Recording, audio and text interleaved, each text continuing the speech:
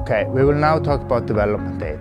The key purpose of development aid is economic development and welfare.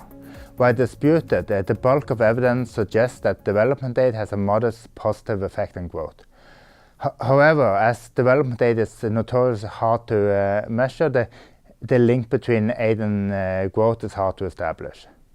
Moreover, foreign aid is not always allocated to the developing countries according to need. Many donor countries allocate aid for economic, political, or historical reasons. This has real consequences for poverty reduction. According to some estimates, the optimal allocation of aid would lift twice as many people out of poverty. A reason for donors to diverge from this optimal aid allocation is that foreign aid may be a tool for other policy goals. Governments may raise their aid allocation to multilateral aid programs when domestic economic groups stand to gain from opportunities that such program creates. Alternatively, donors may link their aid to economic or political reforms in the receiver countries.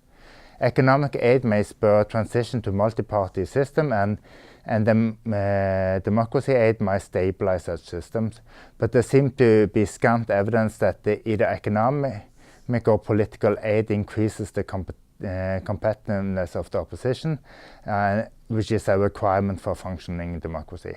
This might suggest that the democracy promotion is through government-led reforms.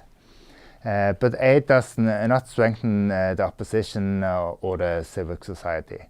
Rather, its effect is to stabilize a multi-party system that keeps the incumbent in power. In fact, some scholars find a political development aid cycle. Donors use funds to influence the outcome of election in recipient countries.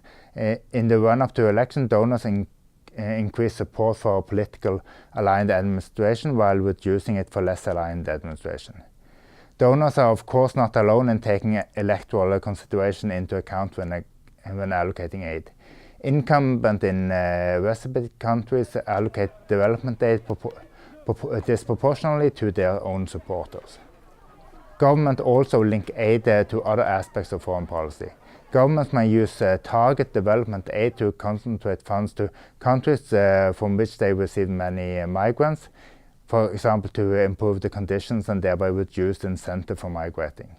Also, diasporas might lobby donors to increase funds to their homeland, in particular if sufficient in size and granted political rights. Development aid may also be linked to decision-making in international organizations.